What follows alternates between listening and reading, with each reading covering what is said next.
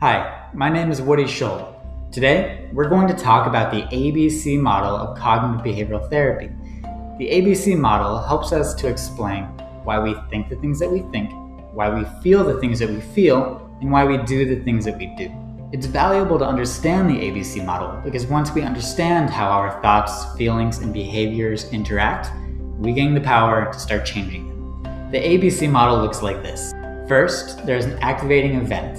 An activating event is anything that actually happens to a person. It's just any situation that you encounter.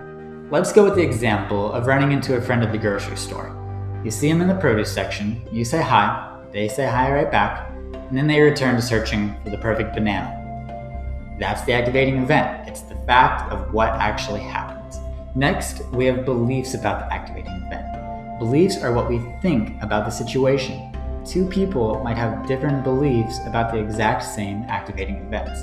What are some different ways that we can think about the situation at the grocery store?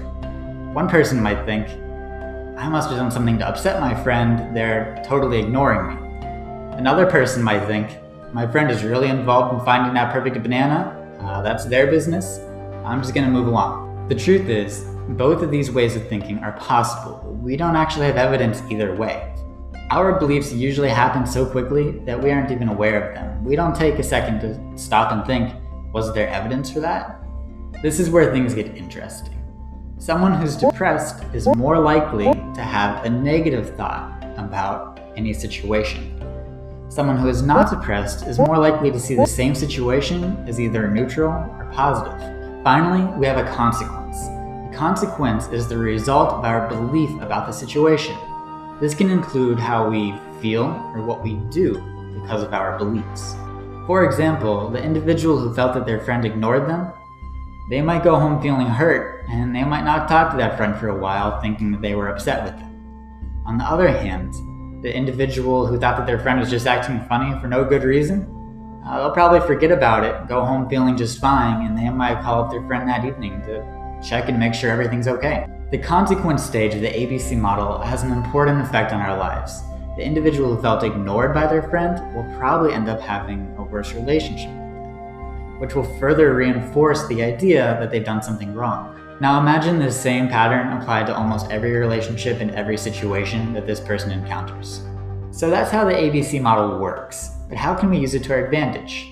It's not easy, but with practice, we can learn to intervene at either the A, the B, or the C to better control our thoughts, feelings, and emotions. We can intervene in the activating event by avoiding situations that we know usually turn out badly for us. For example, if there's someone that you spend time with and whenever you do, there's some horrible outcome, you might recognize that you should probably spend less time with them. Sometimes that just isn't realistic. In these situations, we can try to change our belief. Going back to the example at the grocery store, the individual who felt that their friend ignored them, they could stop and think, is there really evidence that my friend doesn't like me? Or am I just assuming that? Finally, we can intervene at the consequence.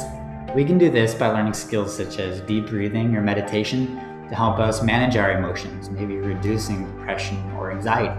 Thanks for watching. If you like this video, share it and subscribe to our channel down below to see more videos like it.